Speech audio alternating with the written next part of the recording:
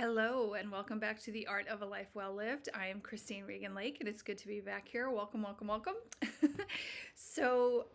If you haven't subscribed to my channel, I would love for you to do that. If you enjoy my videos, you might want to hit the bell button to be notified when I upload new content, which I try to do at least twice a week.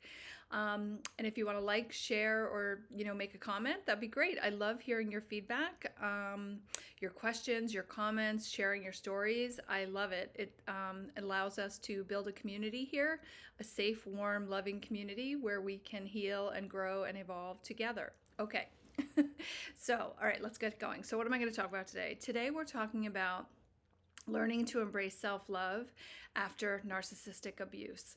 Now, when I say narcissistic abuse, I want to use kind of the broadest blanket for that statement in terms of just like abusive relationships. Someone doesn't have to be a full-blown narcissist, but if you grew up in a very toxic home environment, if you've had very toxic work environments, things like that. So today I wanted to talk about some of the reasons that make it so challenging to embrace self-love, right? So when you're an individual kind of trying to function in our current society, I think it's become very apparent in, I would say, the last 5 years, just how dysfunctional our society has become. There's so many factors that are influencing you that impact how you feel about yourself on a daily basis. We live in a world where the air, the food, and the water are poisoned with chemicals and toxins and whatever. Those poisons minerally deplete your body so that you don't have the nutrients you need, which impacts your mental functioning. It impacts your, emotions. Mineral deficiencies can cause sadness, depression, and things like that. And so, you're trying to heal after narcissistic abuse or being in narcissistic, toxic, dysfunctional environments. And physically, you've got to contend with the fact that your body is depleted and it's not getting at what you need. And so I would say to you that one of the first and most important things that you need to do is you need to focus on your physical and emotional well-being.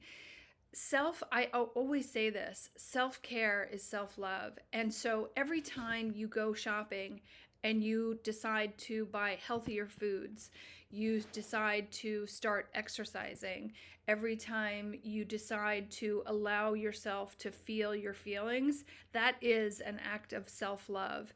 And when you have been on the receiving end of abuse, it can be very detrimental to the foundation of your self-worth and your self-esteem.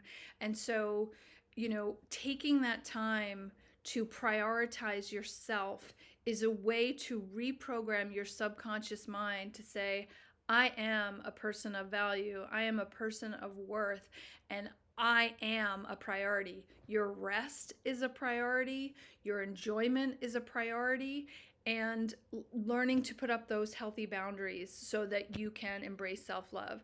Okay, so what's another impact, right? So another impact of our culture in this kind of, I would say it's kind of like a really kind of sociopathic culture, in the sense that there's so many institutions that try to squash you and keep you from, really glowing your authentic, beautiful light.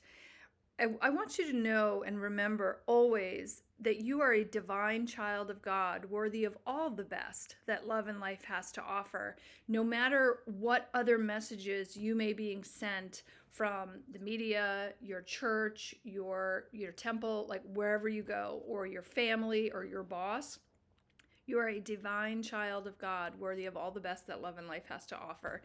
And so, our schools, over the last 50 years have become institutions of indoctrination where they really squash creative expression and critical thinking. And what happens then is you just think you have to kind of get in line and follow the crowd and not question things and not walk your own authentic path. The most loving thing you can do for yourself is to have the courage to walk your own path. if you don't like a job that you have because it's sucking the life out of you, find the courage to figure out a new way, a new path, to create a new opportunity, get a new job, start a new business, whatever it is. Find the courage and the strength to walk your own path, because you have a divine imprint that is unlike anybody else on the planet. And God wants you to share that unique imprint with others. And I can guarantee you that the blessing that you have to share within you, there are other people who need it. Whether it's your divine blessing of creativity is cooking or writing or, whatever it is, there are people out there that if you walking your path as a leader gives them the courage to follow and things like that. So just try to find the courage and the strength to walk your own path, because your soul wants to express itself. And also critical thinking, right? So, self-love is also, questioning things that may not work for you. If you're in a dynamic that doesn't work for you, in terms of, like for me, in terms of a societal level, right? So, I want to be in total alignment in every area of my life. So as I started reading about a lot of the corrupt banking practices, I chose 10 years ago to walk away from big, large public commercial banks. I don't work with them anymore. I work with small, little banks because I want that more intimate connection. And I don't want to go into business with, if I put my money in a bank that's corrupt, then I feel that is me. I am going into business with them, right? They're my business partner, and yet they're corrupted. I don't want corruption anywhere in my sphere of influence. I love myself enough to say everything in my environment matters, and I want purity. I want to surround myself with people who have pure intentions, who are open-hearted, who are honest and trustworthy. And so making that decision to cut out the things that I felt were toxic in my life made me feel better about it. And I can tell you, there were instances that me being in a small bank saved my butt, and they had my butt and covered me in situations where if I'd been in just a number at some large bank, they wouldn't have. So there are rewards for that as well. So what's the next thing? So the other thing is that, we've grown up in a culture, this kind of narcissistic, egoic, control, manipulation society. We have religions that have, through their philosophy and their ideology, they have kind of placed upon you this, like, I'm the unworthy sinner, right? I've never resonated with that. I think that in my feeling, my belief is that we were created in the divine image of God, and so we are not sinners. We are not unworthy. Yeah, do we make mistakes? Yes, but intrinsically we are individuals of worth and value. And the idea, when we connect with the divine light of God, whatever God is for you, God, source, however you conceive him or her to be, right? If we were created in God's image, that imbues us with a divinity. And so when you're feeling bad about yourself, when you're struggling with low self-worth, connect, reestablish that spiritual connection you have with God, and remember the divinity that he imbued you with upon your birth, your birthright. You were born with a divine essence from the moment you came out of your mother's womb. Okay, so what's the next one? I talked a little bit about the banking system, right? So the banking system, when you love yourself, we live in a world that pushes upon us a very consumer, materialistic, ideology, right? It's all about consume, consume, consume, go into debt. When you love yourself, you won't go into debt, right? So you're not going to spend money you don't have when you love yourself. Every time you take care of your future financial self, that is an act of love. So every time you save, every time you decide to not blow money on needless shopping, on things that you don't need, whatever. Every time you do that, that's an act of self-love. You're saying, I'm going to save this money for my future, for my retirement, so that I can have a nest egg and I can have peace of mind. So becoming in alignment with your financial position where you are being responsible with your money. You're not running up debt that you can't afford, things like that. Okay, so what's the next thing? So the next thing is that we all have, when we come into this world, we will have the trauma that we experience in our own individual life in terms of the things that specifically happen to us. But we are also born into this world carrying generational imprints in our cellular memory and our DNA. So when you love yourself and you decide, okay, I'm going to rebuild and recreate myself in the highest possible version of myself, that means that you need to go spiritually, you need to go to work on yourself, which means you're going to not only face and heal the wounds that are within you from this lifetime, from what was created from your exact path of walking, but you'll also embrace the task of clearing generational trauma, because whether you know it or not, the generational trauma that is locked into your, cellular memory and your DNA, that is influencing your day-to-day life right now. It's influencing the decisions you make, the beliefs you hold, the people that you interact with. And so if you love yourself, you will engage in the act of healing that generational trauma. And the beautiful gift is that when you heal it in you, you stop it for your lineage and it doesn't move forward anymore. Your children won't have to carry that trauma on their back.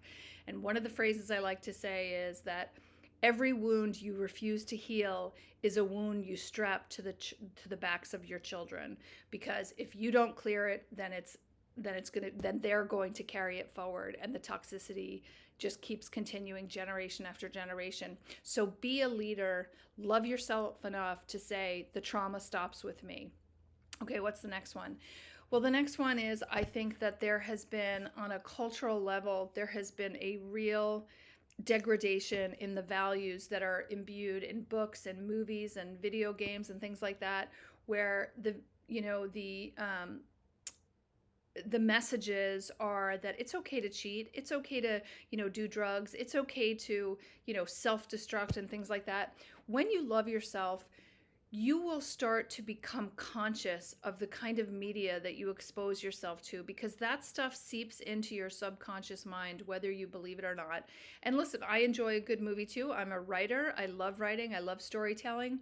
So I enjoy a good movie. But one of the things that I do when I watch a movie is that I actively pay attention to the agendas that are being put forth into that movie, and I say, nope, I'm not gonna buy into that. I'm not gonna let that seep into my subconscious mind. So if you love yourself, I would say practice the art of paying attention to the negative messages that are being programmed into the content that you're listening to, the movies, the music, the video games, the books, and things like that.